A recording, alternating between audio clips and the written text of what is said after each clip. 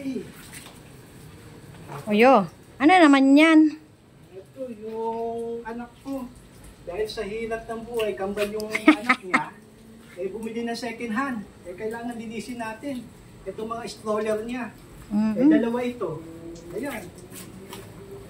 Kapag kasang bibili mo, brand new, lalo na sa SM, ay, saksakan ng mahal. Doble presyo. Nakimura kasi dala-dalawa. Times 2 lagi. Kaya nga ito, nakailampas na ito dito. Lagi na ano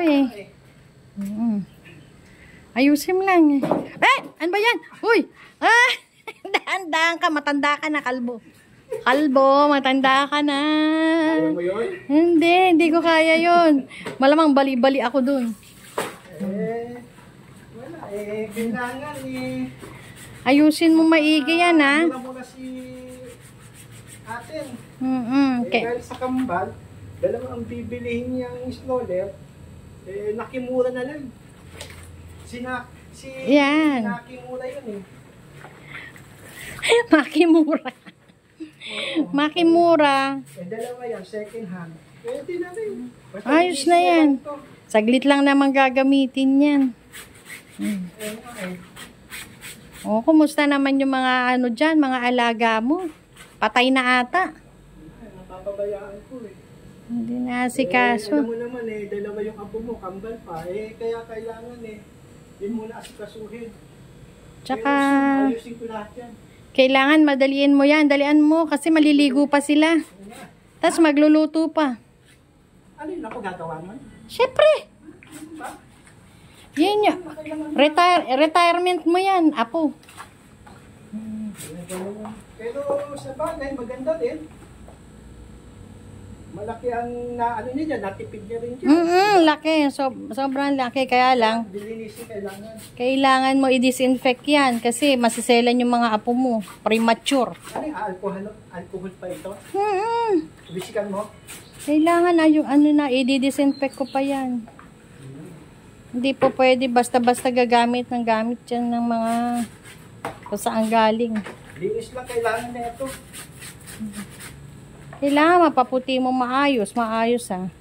Hindi mapapaputi ko? Ay, Kailangan ko yata ng Clorox na ito.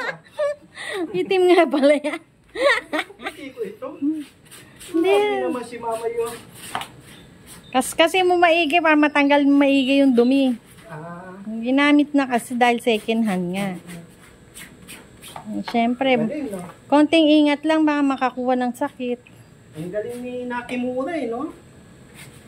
Galing nga anak mo Kailangan. Naman hindi rin naman tatagal to no? Ilang months lang din to Tignan natin. Basta kung mag-ano na sila, di maglakad na sila. O nga pala, yung mga apo mo, corrected nga pala yun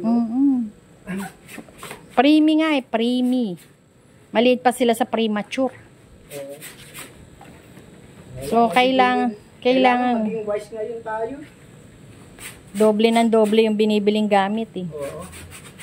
At linis lang po, okay no? Kailangan maayos yung paglilinis niyan. Konting kuskus, konting piga. Ayos. Nakatipid nga naman ang anak ko. Ang galing. Bilisan mo dyan, oras na ha. Okay, sige yo. Sige na, bye-bye. Okay, bye-bye. Ayos na yung paliguan nila. Nakatipid yung anak mo. Sige na. Okay. Bye-bye. Salamat po.